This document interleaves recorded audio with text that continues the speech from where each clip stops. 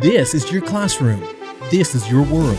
But how does this and this connect to this? And how does all of this connect to you? Time to find out. I'm your host, Simon Jackson.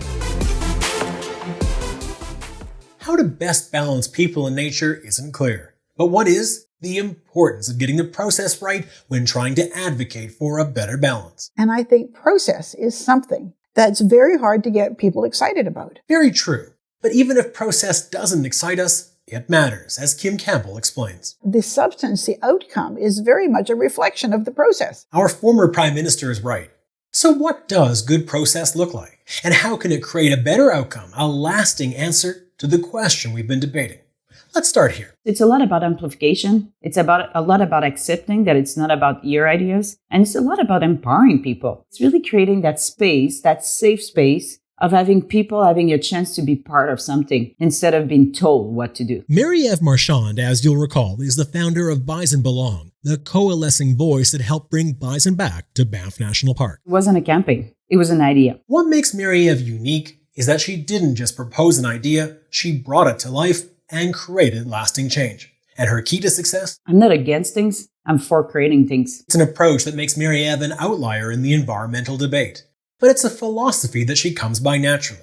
Growing up in rural, conservative Quebec, Mary-Eve learned at an early age that real change doesn't begin with opposition or with traditional decision makers. You need to talk to the people who are on the land, the people who are the closest to the land. And we kind of think sometimes like, oh, if you want to build something, you need to talk, who's the decision maker? And you do like political mapping of the influencer. But really, at the end, always come back to spend time with the people. Listen to them. Actually, they're not probably that much further apart from what you think of, but they just might have not heard that way of thinking or putting those relationships together. And listening, building bridges, is exactly what Mary-Eve did in order to return wild bison to the Canadian Rockies. We cannot act alone. We need help. I mean, in every environmental issue, no one alone can do it. So how do you create that strong relationship building for years to come to know that we can work together? You do it by recognizing a simple truth. What happens to the buffalo, to the bison? It's what happens to the residential school. That species got pushed out, put behind fence. To this day in Alberta, plains bison are not really allowed to be wild outside a fence. They have to be owned.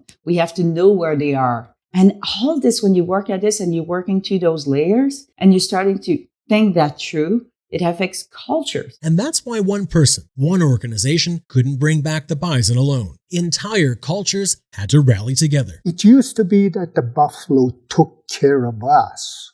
Well, maybe for the next little while, until its numbers grow again, we'll have to take care of that buffalo. As you know, Dr. Leroy Littlebear is a globally recognized leader, including within the Blackfoot Confederacy. To right an historic wrong, Leroy says Blackfoot elders, they were also realistic, and they said, but we can't do this by ourselves. It's going to be an uphill fight to bring that buffalo back so that it can freely roam like it used to. That wasn't just a partnership with Bison Belong. It was working to find common ground, a common voice between Indigenous nations. That relational network was the Buffalo Treaty. Let's go talk to our relatives.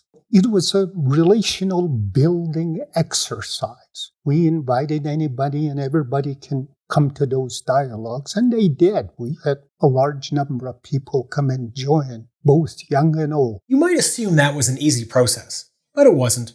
Why?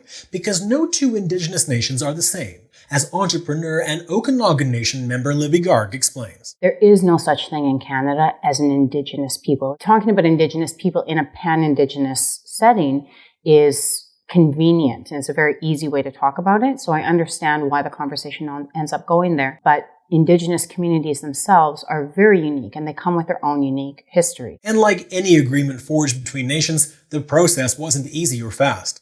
But that matters, explains Mary-Eve Marchand. It took time between the First Nation to Buffalo Treaty. It's years of discussion. And it's 100 years since they disappeared. It's long-term thinking. But when we came back together, they did come back. Leroy Littlebear adds, there came a time when the elders said, I think now we are all of one mind. We want that buffalo to come back. And thus, the Buffalo Treaty was so. But even then, more work remained.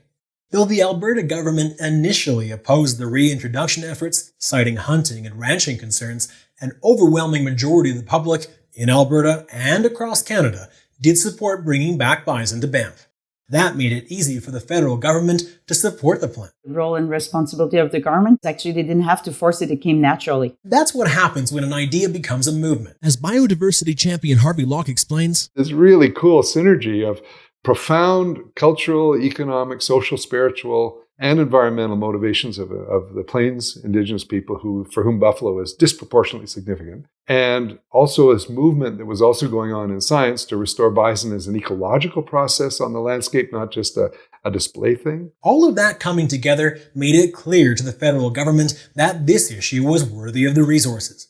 And as a result, the then Stephen Harper-led Conservative government in Ottawa agreed that bison should return to Banff. We do have buffalo now back in Banff, and it's the third biggest wildest population that interacts with all the predators in North America. Mary F. Marchand believes the biggest takeaway from this success story is it's not about the bison or us or me and the new Canadian or the French Canadian, English Canadian or the First Nation. It's really about walking together and finding those little paths. And sometimes it's hard. And sometimes you have to agree to disagree. And sometimes you have to agree that you might not know exactly what they're saying. That's fine. People have a lot of respect for people trying to, but it's a lot of patience, but it's a lot of just beautiful curiosity. Indeed, being curious about finding new collaborations that can help address a serious problem is also the hallmark of a very different process that's led to positive outcomes. I just have a passion for the environment and wildlife, and especially this area specifically. It just kind of hits home to me, and hearing about this program, I wanted to take initiative and do my part. Nikita Lattery is an emerging leader. As you know, she's helping the Indigenous-led and community-driven Caribou Patrol take action to save the caribou herd that migrates through her backyard, the eastern slopes of the Rocky Mountains, northeast of Mount Robson. I believe that education and informing people is really key, because if people don't know, they're not aware of it. It's true, and educating the public about how their actions impact the future of this endangered herd is how Caribou Patrol got its start, explains Stephanie Leonard. The Red Rock Prairie Creek herd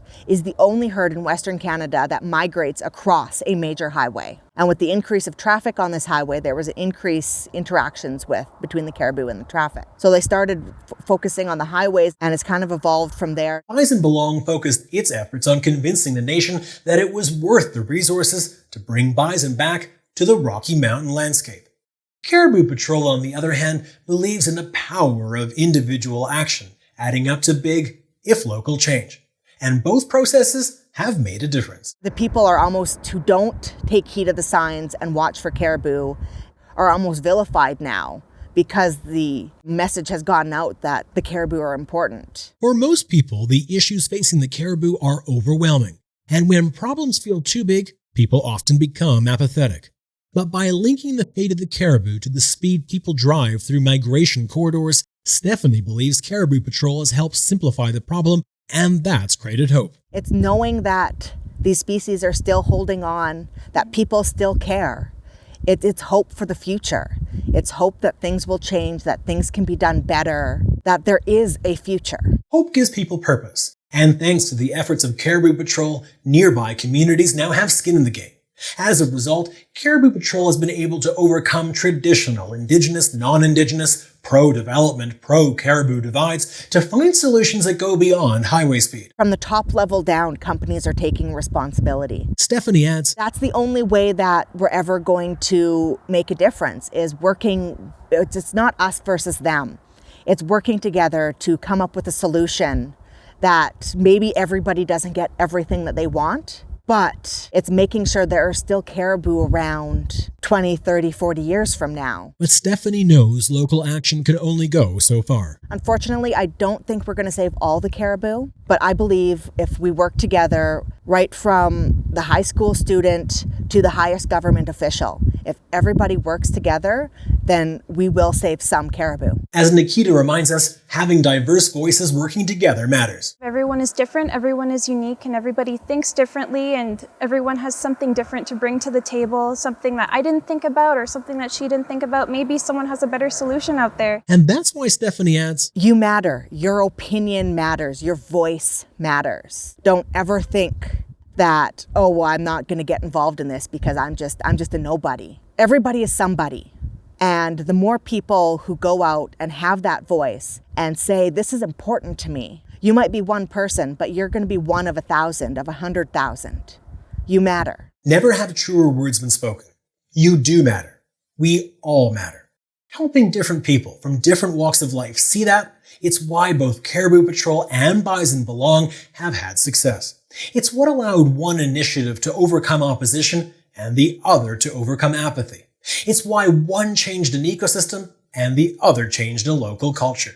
But in both cases, conveying that message, ensuring that people believed they mattered in the outcome, was only possible because of relationships. And that, says Ken Wu, is the key to any success. Building allies with so-called non-traditional allies. Before launching the Endangered Ecosystem Alliance, Ken was focused on protecting primary forests. But when his boots hit the ground on southern Vancouver Island, he found local opposition to his proposals to protect the trees. Rather than allow a confrontational relationship to grow, Ken listened to what local communities wanted: business opportunities. We basically drove a huge number of people into the businesses in that area as they came out to see the old growth forests. As the money poured into their businesses, they started taking stances in favor of protecting old growth forests. Now, not everybody was an environmentalist among those businesses. Over time, because they supported it due to business, they learned more, they listened more. Ken also listened and learned, as you now know, that not every rural resource community is looking for business opportunities. They're also looking to protect their way of life, their culture. Ken worked with communities to understand their concerns and then work to find issues of commonality. Like raw log exports. When trees are cut and sent overseas raw, some argue that means we're also exporting valuable milling jobs and increasing the demand for trees harvested in old-growth forests. So we said that if you're going to cut the trees, you got to process them here. That solidarity slowly opened the door for them to eventually take a stance to save old-growth forests. So now we've got thousands of forestry workers saying, end old-growth logging, save the old growth. And that was largely out of an alliance that we made with them. And over time, people start listening and learning and exploring new things, just like we learned a lot more about the industry and about their situation. Ken answers your inevitable question. What's the point of doing all that? It's because with a greater social breadth, you also have greater political strength to change the outcome, to change the laws, because it just takes people power and a lot of different kinds of people. Ken's right.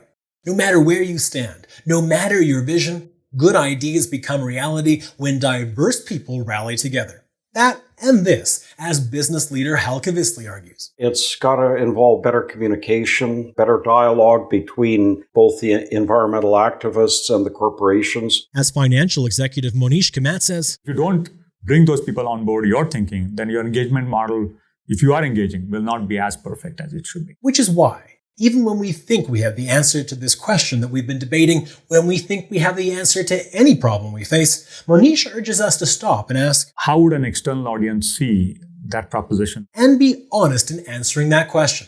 As Monish says, we all need a bit of skepticism and a bit of reality, right? Those are important to if you actually want to get things done. A true impact for our species at risk or any issue that we face can't always be measured in the here and now. It's why entrepreneur Libby Garg urges, we need to be thinking critically about how we want to interact with the earth, what values are important to us, what do we need to protect, where do we need to give, and what kind of a world are we comfortable leaving for the next generation, because those are very much part of not just Indigenous conversations, but conversations that everybody needs to be having right now. But no matter where that conversation takes us, economist Sean Mullen says don't forget this. Make sure that your approach to conservation has an economic lens to it. What are the trade-offs, right? I think it's both practical and the best way for success in the long run. In other words, Sean believes it's critical to be aware of demands on resources, be aware of what different communities and different regions need and want, then work within that reality to create the best possible outcome for nature. And whether you agree or not, no matter where you stand on this question we've been debating, Mount Robson's Elliot Ingalls wants you to know. We need youth to be creative and to support us with new ideas. Why? We've got a long way to go. In the grand scheme of things, protected areas, they can't do it all. We need everybody to work together, and I think just one person can make a huge difference. That's why Nature Conservancy Vice President Nancy Newhouse says to be creative, to make a difference, Do what you love. It's about following your heart. So if you're passionate about writing or you're passionate about art, to follow that and link it to broader objectives in nature, I think that's where you'll find the most success. Just don't forget, regardless of what you love or what you do, every good process, every successful outcome begins with relationships. And ultimately, I think it's about figuring out what values there are for people. We know there's common values. People love their family. They need food sources. They need to be able to drink fresh water. And when you can recognize that everyone holds that in common and that people are not evil inherently because they're working with an oil company or doing some timber harvesting, they're trying to make a living, they can be deeply concerned about the future for their own children and about the wildlife that they love. And remember that the most important skills needed to solve this question and others like it aren't always the ones we might assume. I think some of the most useful learning is philosophy and religious studies, and because that's what drives decision making. BC Wildlife Federation's Neil Fletcher adds, being a good writer and a good communicator, doesn't matter what you do in your life, those two things by themselves are so important in any position you do. It's a skill that Neil believes we must have in order to find better ways to work together with those we disagree with. We need to be finding solutions where we can work together and put those little issues aside. Focus on the big issue and take your position out of it. Humane Canada's Barbara Cartwright agrees that we need to work together, including with animals. What can we do to ensure that the animal is having a good experience of its own life? It's simple. And we should be having that in our food policies. We should be having that in our criminal law policies. We should be having it in our environmental policies. But it's not a question we ask very often. In fact, we rarely ask it at all. And remember, Barbara says, don't assume you know who will and who won't support an issue you care about. And this idea that somehow conservatives don't care about animals has not been my experience at all. In fact, we've seen most of our major leaps forward in animal welfare policy coming from conservative regimes. And former Alberta Cabinet Minister Donna Kennedy-Glans agrees that we can't assume what anyone thinks about any given issue. I am small c conservative. I was raised in a traditional setting, so I have these values, but I also have lots of other values that aren't conservative. So let me decide about me. Don't put hunting advocate Neil Fletcher in a box either. Full disclosure, I'm actually a vegetarian. Maybe that surprises you. Maybe this from compassionate conservation advocate Dr. Shelley Alexander might surprise you. There are ethical principles around hunting, but we go to a vegetarian-based diet, and if anybody spent any time in a prairie system, animals die. Animals are displaced. There is no clean way through any of these decisions. And for all of those reasons, Anthony, Twitter's thankful outdoorsman, says good process, good ideas, good solutions always begin with moving beyond our knee-jerk assumptions. So when you hear something, if you hear somebody say they're a hunter, don't think trophy hunting. Don't make the judgment. Ask questions, be open-minded. And I think if people are, then people will learn. But if people are one-sided and very blinded, they shut down and it's my way or no way, and that's a problem. Which might be the most important point of all. Every human is different. Every community is different. Every group of peoples are different. When we speak for or assume that subtle differences don't exist, we do a disservice to our democracy and to the ideals that we stand for. We lose our ability to think critically, and we can't act creatively. We get locked into thinking stale and fail. And maybe turning the kaleidoscope will help. Maybe changing the dynamics of a decision-making axis from economy or the environment to culture or development will help us gain a new appreciation for those we disagree with. Help us better separate what we need from what we want. Or not. But if we fail to be honest about our problems and the diversity of opinions that exist, we render every debate stupid, and simplicity is where good ideas, good process goes to die. Which is why we need to be reminded. So often have the expectation that there are simple answers to really complex problems. For every complex problem, there is a simple, wrong solution. Exactly, Janet Austin. And it's why it's too late in the game to simply stand against something.